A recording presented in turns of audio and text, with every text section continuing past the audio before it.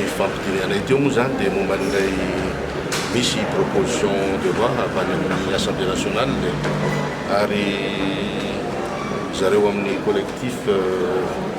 amin'ny intégrité moa zany ifandrombona an'ireo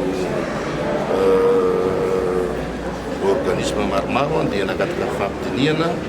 momba andiniana zay proposition de loi zay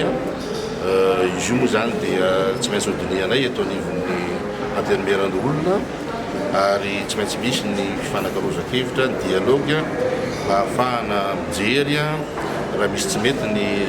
lalàna teo-rozany dia ny lalàna zay vaovao dia tsy maintsy miainga avy amin'ny zavatra efa misy avy amin'ny pratika efa nataon'ireo zareo amin'ny pôle anticorruption sy ny samifina sy ny sisa zay dia arakarak'izay efa fanitsina tokony atao zay dia tsy maintsy misy fampidiniana mba lalàna ifanandrifo marina amin'ny tombotsoam-pirenena ary lalàna zay everitsika fa mba hampisy bebe koa